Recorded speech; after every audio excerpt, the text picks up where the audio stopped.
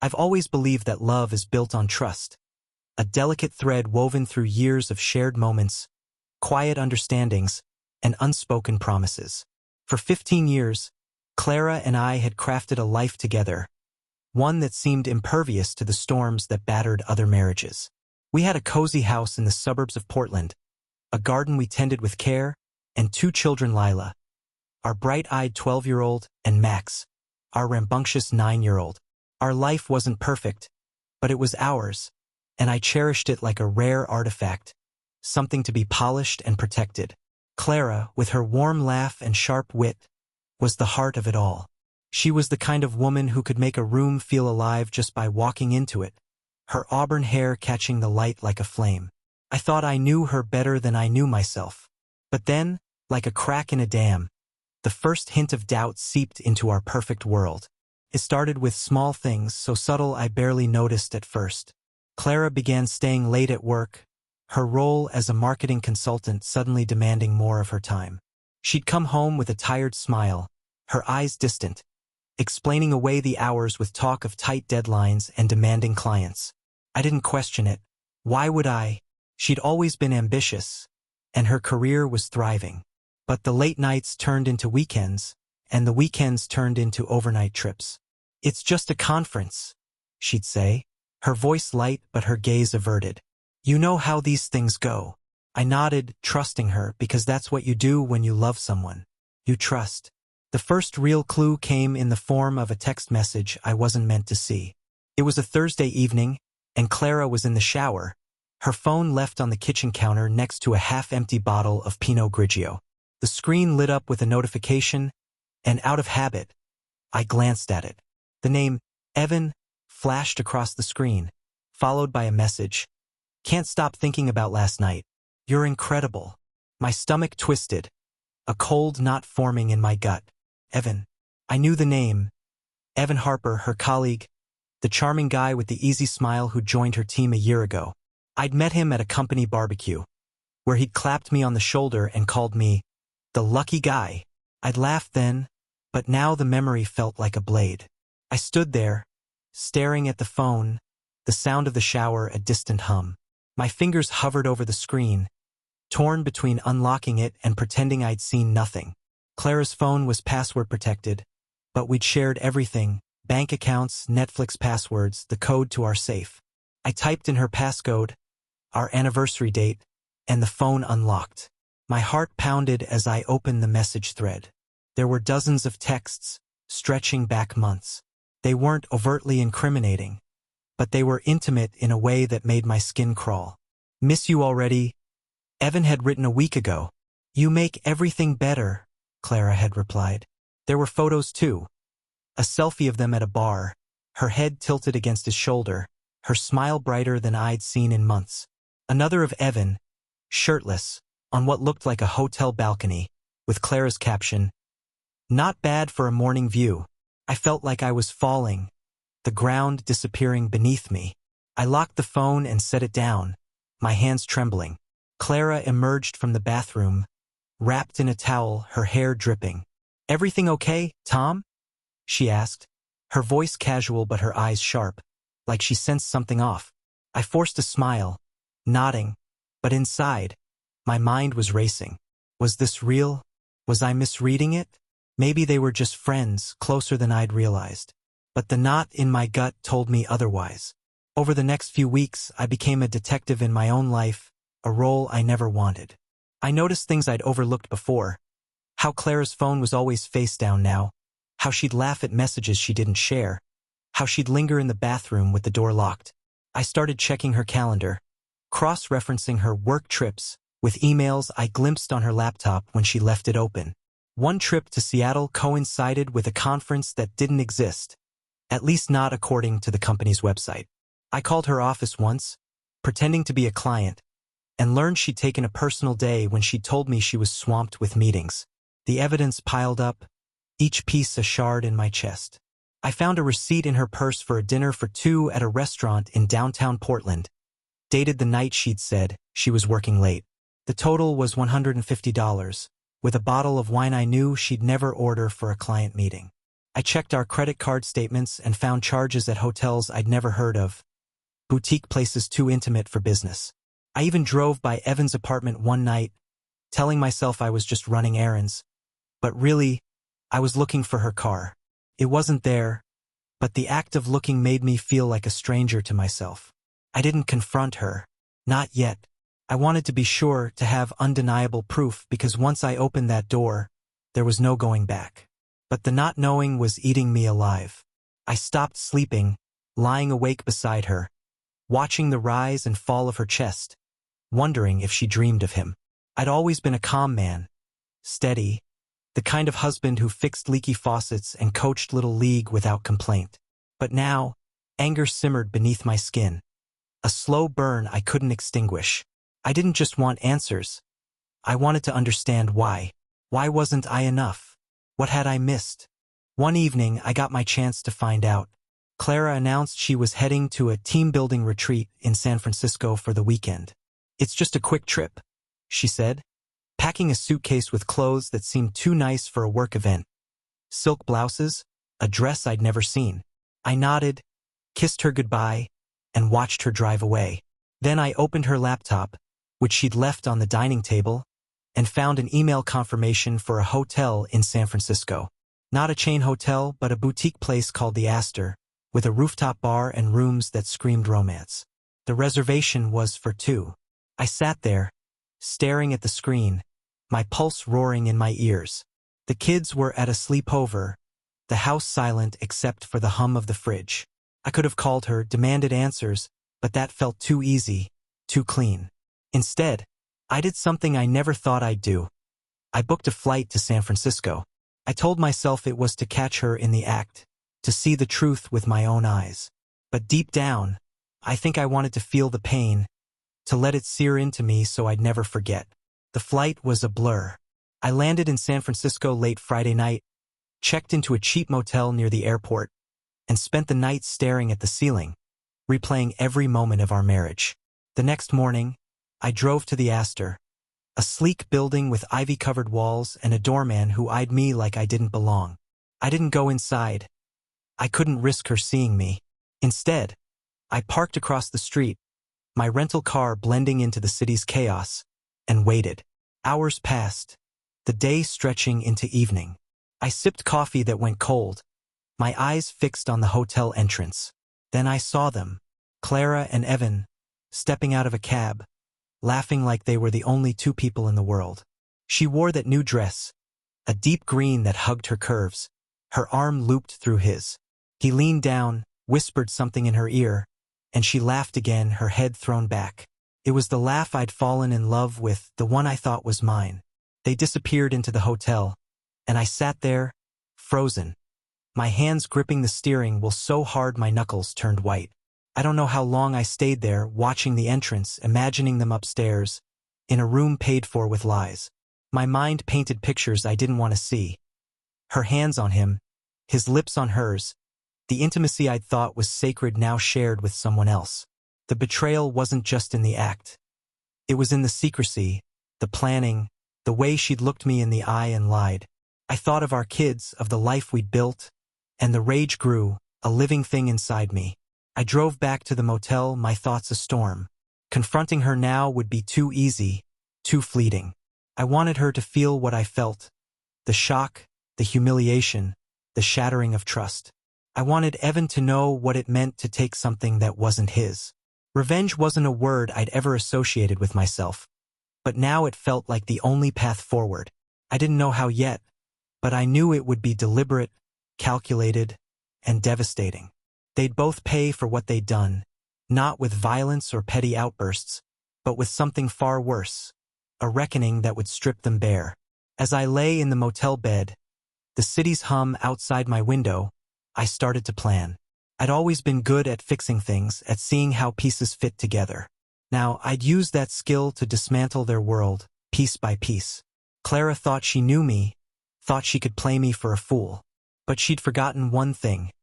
I was the man who'd built our life from nothing, and I could tear it down just as easily. The flight back to Portland was a haze of rage and clarity. Two forces battling inside me, as I stared out the plane's window at the endless stretch of clouds. Seeing Clara with Evan at the Astor had confirmed what I dreaded, but it also ignited something new. A cold, focused determination. I wasn't the kind of man to scream or throw punches. That wasn't me. My strength had always been in my patience, my ability to think 3 steps ahead. Clara had underestimated that, and so had Evan. They'd built their betrayal on the assumption that I'd stay the dutiful husband, oblivious and forgiving. They were wrong. By the time I landed, I decided. Their punishment wouldn't be a confrontation or a tearful divorce. It would be something they'd never see coming, something that would unravel their lives as thoroughly as they'd unraveled mine. Back home, I moved through the weekend like a ghost, keeping up appearances for Lila and Max. I cooked pancakes on Sunday morning, helped Max with his math homework, and listened to Lila ramble about her soccer team's latest drama. Clara returned that evening, her suitcase rolling across the hardwood floor, her smile as bright as ever.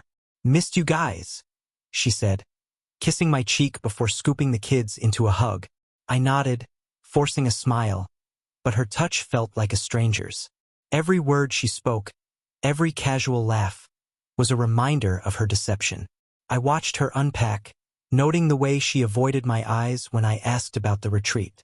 "Oh, team-building stuff," she said, waving a hand. "Boring, really?" I nodded again, my face a mask, but inside, my mind was already at work. The first step was gathering more evidence, not because I needed it for myself, but because it would be the foundation of my plan. I wasn't going to divorce Clara, not yet. A divorce would be too clean, too predictable. It would let her walk away with half our assets, a new life with Evan, and the sympathy of our friends. No, I wanted her to lose everything. Not just me, but her reputation, her confidence, her sense of self. And Evan? He'd lose more than that. I'd make sure of it. I started by installing a tracking app on Clara's phone, a discreet piece of software I found after hours of research on forums for suspicious spouses. It synced her messages, location, and call logs to a private server I could access from my laptop. I felt a pang of guilt the first time I activated it, like I was crossing a line I couldn't uncross. But then I remembered her laugh in San Francisco, the way she'd leaned into Evan, and the guilt vanished. The app revealed a pattern: texts to Evan late at night, calls when she was supposedly at the office, and locations that didn't match her stories. She'd been to his apartment, a sleek condo in the Pearl District, at least a dozen times in the past month. There were hotel stays too, not just in San Francisco but closer to home, places she'd never mentioned. I also started digging into Evan Harper. A quick search online gave me the basics. 34, single, a rising star in Clara's marketing firm with a knack for charming clients. His LinkedIn profile was polished, his Instagram a curated display of craft beer, gym selfies, and scenic hikes. But I needed more. I created a fake email account and posed as a headhunter, reaching out to Evan with a vague offer of a lucrative opportunity. He responded within hours, eager and professional, attaching a resume that listed his achievements and references. The resume gave me names, colleagues, former bosses, clients. I cross-referenced them with Clara's company directory and found overlap. Evan wasn't just her colleague. He was her partner on multiple projects, giving them endless excuses to spend time together. The deeper I dug, the more I saw how calculated their affair was. Clara had always been meticulous, a planner who color-coded her calendar and never missed a deadline. This wasn't a spur-of-the-moment fling. It was a deliberate choice, sustained over months. The realization hardened my resolve. I didn't just want to expose them. I wanted to orchestrate a fallout so precise it would feel like fate. My plan took shape over weeks, each piece fitting together like a puzzle I was born to solve. The first move was to undermine Evan's career. His resume boasted about his role in landing a major client, a tech startup called Nexlify, which accounted for a third of the firm's revenue. I knew from Clara's stories that losing Nexlify would be a disaster for her team, especially for Evan, who'd been credited with sealing the deal. So I became a ghost in their world, a shadow pulling strings. Using another fake email, I posed as a disgruntled former employee of Evan's firm and contacted Nexlify's CEO. a woman named Rachel Nguyen. I crafted a story about Evan's unprofessional behavior, missed deadlines, inappropriate comments at client dinners, rumors of him taking credit for others' work. I didn't overplay it. The accusations were subtle, plausible, backed by forged screenshots of emails that looked real enough to pass scrutiny. I sent the same package to Nexlify's board, planting seeds of doubt. To add weight, I hacked into Evan's public LinkedIn profile. His password was laughably easy to guess, a variation of his birthday, and made small changes to his endorsements, removing key ones from senior colleagues. It was petty, but it would make him look less credible when questions arose. The second part of the plan targeted Clara's reputation, but this was trickier. She was well-liked at work, known for her charm and competence. A direct attack would backfire, make her the victim. Instead, I focused on her social circle, the tight-knit group of friends she'd cultivated over years: book club moms, yoga buddies, the wives of my college friends. I knew how much Clara valued their approval, how she thrived on being the one everyone admired. I started small, planting doubts in casual conversations. At a neighborhood barbecue, I mentioned to one of her friends, Sarah, that Clara had been distant lately, always working late. I let the words hang, letting Sarah's imagination fill in the gaps. I did the same with others, dropping hints about Clara's new priorities without ever accusing her outright. Gossip spreads like wildfire in a small community, and I could see the shift in their eyes, curiosity turning to suspicion. I also created an anonymous Instagram account, following Clara and her friends. I posted cryptic comments under her photos, nothing overt, just vague phrases like, "Some secrets don't stay hidden," or "Loyalty matters." I knew Clara would see them, wonder who was behind them, and start to unravel. She was already paranoid. I'd noticed her checking her phone more often, glancing at me when she thought I wasn't looking. The comments were a psychological jab, a way to make her question her own control. The third piece was the most ambitious. I wanted Evan and Clara to turn on each other. I knew their affair thrived on secrecy and thrill, but what if that trust broke?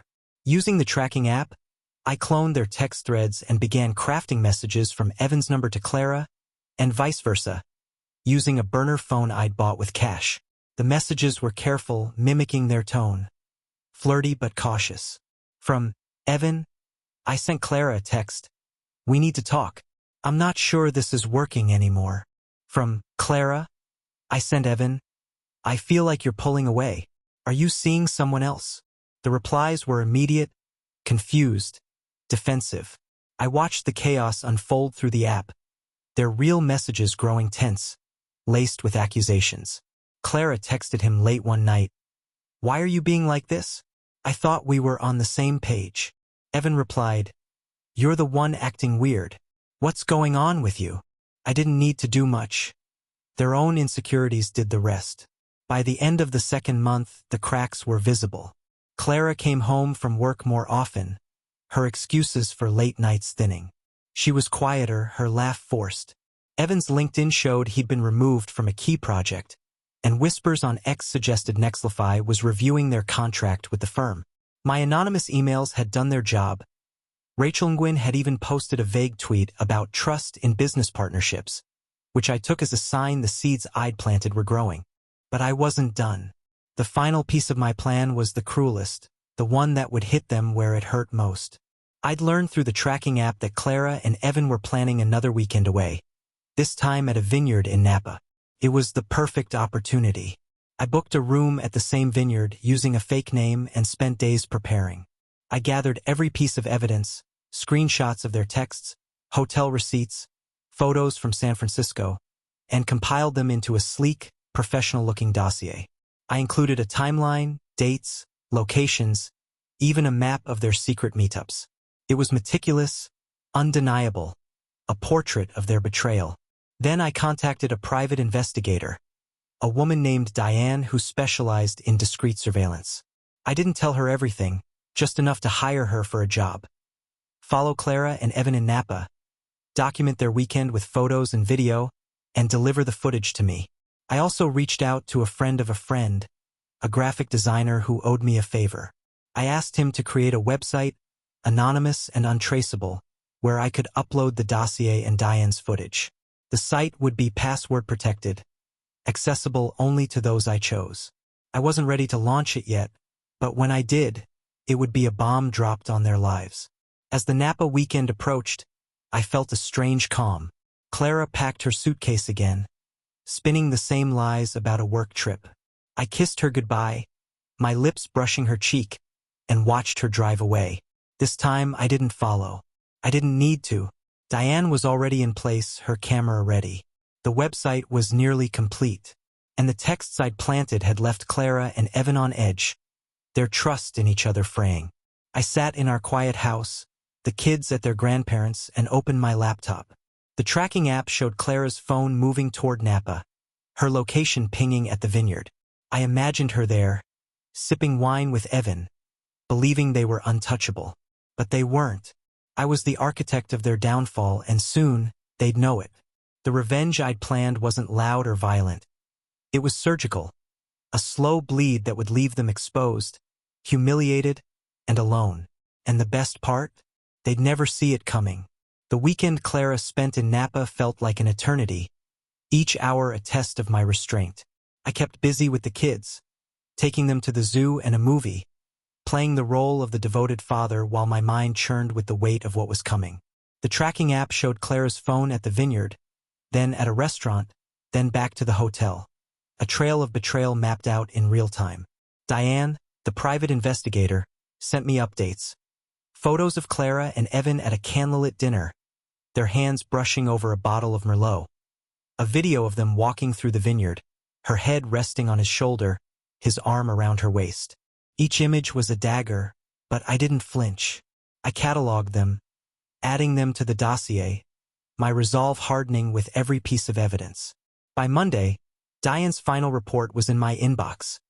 A detailed account of their weekend, complete with timestamps, locations, and high-resolution images.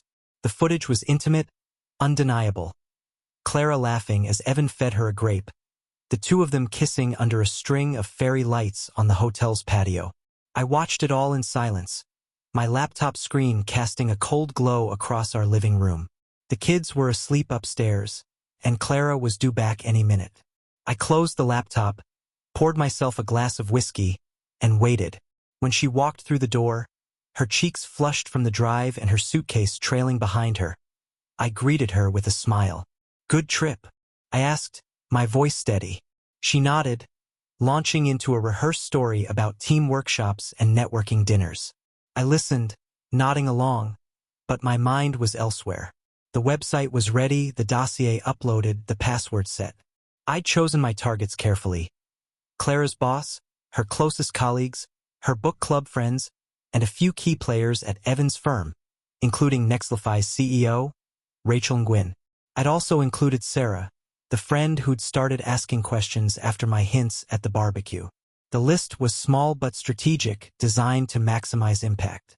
I waited a week, letting Clara settle back into her routine, her lies as seamless as ever. She didn't suspect a thing, though I noticed her checking her phone more often, her brow furrowing at texts from Evan. My planted messages had done their job. Their relationship was fraying, their texts laced with doubt and irritation. "You're acting so distant," Evan wrote one night. "I don't know what you want anymore," Clara replied. I smiled at my laptop screen, knowing I was the ghost in their machine. The launch of the website was my first strike. I sent the password-protected link from an anonymous email, crafted to look like a whistleblower's tip. The subject line was simple: the truth about Clara and Evan. The email went to my curated list, with a note urging them to view the contents discreetly. I didn't need to say much. The dossier spoke for itself. It included everything: screenshots of their texts, hotel receipts, the San Francisco photos, Diane's Napa footage, and a timeline that laid out their affair in meticulous detail. I'd even added a section on Evan's professional missteps, using the forged emails I'd sent to Nextlify to paint him as untrustworthy. The site was clean, professional, like a corporate e-report. It wasn't vindictive in tone. It was factual, relentless, and that made it all the more devastating. Within hours, the fallout began. I'd installed a tracking script on the website to monitor views. By noon the next day, every recipient had accessed it. Clara's boss viewed it twice, lingering on the Napa video for 10 minutes. Sarah opened it at 2 a.m., her IP address pinging from her home in our neighborhood. Rachel Nguyen's office IP showed up an hour later. I didn't need to see their reactions to know the impact. The truth was out, a poison spreading through their worlds. Clara came home that evening looking pale, her usual confidence replaced by a nervous edge. "Rough day at work?" I asked, stirring pasta on the stove. She mumbled something about a client issue and disappeared into the bathroom, her phone clutched in her hand. I knew why. Her boss had called an emergency meeting that afternoon, according to an email I'd glimpsed through the tracking app. Evan had been summoned too. I could imagine the scene. Awkward silences, pointed questions, the weight of the dossier hanging over them. Clara didn't mention it, but her eyes were red when she emerged, and she barely touched her dinner. The social fallout was even faster. Sarah stopped by the next day, ostensibly to drop off a book, but her questions were sharp. "Is everything okay with you and Clara?" she asked, her gaze probing. I shrugged, playing the clueless husband. "Why do you ask?" I said. She hesitated, then changed the subject, but I knew the dossier had reached her book club. By the end of the week, Clara's friends were distant, their texts to her short and perfunctory. One canceled their weekly yoga date, citing a busy schedule. Another declined an invite to our house, claiming a family emergency. Clara didn't say anything, but I saw the hurt in her eyes, the slow realization that her world was shrinking. Evan's career took the hardest hit. Nexlify terminated their contract with the firm, citing concerns about personnel. I learned this through a post on X, where a tech journalist hinted at internal drama at Clara's company. Evan's LinkedIn profile went quiet, his updates stopping abruptly. I heard through a mutual acquaintance that he'd been demoted, relegated to low-stakes projects while the firm investigated the dossier's claims. My forged emails had done their work, casting just enough doubt to make him a liability. But the cruelest part of my revenge was yet to come. I wanted Clara and Evan to destroy each other, to let their own guilt and paranoia finish what I'd started. I sent one final round of fake texts, pushing their fragile trust to the breaking point. From Evan, I texted Clara. "I know you showed those emails to Rachel. Why would you do that to me?" From Clara, I texted Evan. "You're the one who leaked our messages. I trusted you." The real texts that followed were a storm of accusations, each blaming the other for the dossier. "I would never do that," Clara wrote. "You're lying to me, just like you lied to Tom." Evan shot back. By the end of the night, they'd blocked each other's numbers. Clara unraveled faster than I'd expected. She stopped going to work, claiming she was under the weather. But I knew the truth. Her boss had put her on probation, a fact I confirmed through the tracking app. Her friends had all but ghosted her, their group chat silent. One night, she sat me down, her hands trembling. "Tom, we need to talk," she said, her voice barely above a whisper. I braced myself, expecting a confession, but instead, she spun a story about work stress and needing a break. "Maybe we could take a trip, just the two of us," she said, her eyes searching mine. I nodded, playing along, but inside, I felt nothing. The woman I'd loved was gone, replaced by a stranger who'd chosen lies over us. The final blow came at a company gala Clara couldn't avoid attending. I knew Evan would be there, and I knew the tension between them would be electric. I didn't need to be there to see it. Diane had agreed to attend as a guest, her camera discreetly capturing the night. The footage she sent me was everything I'd hoped for. Clara and Evan avoiding each other, their faces tight with anger. Colleagues whispering as they passed. Clara leaving early, her eyes glassy with tears. Diane overheard a conversation between two executives, one saying, "She's done here. No one trusts her anymore." Evan was cornered by Rachel Nguyen, her expression cold as she handed him a letter, likely a formal reprimand. When Clara came home, she didn't speak. She went straight to our bedroom, closed the door, and didn't come out until morning. I didn't follow her. I didn't need to. The dossier had done its work, and the website was still live, a ticking bomb waiting for the next phase. I'd planned one final act. I'd send the link to our families. Clara's parents, her sister, my brother.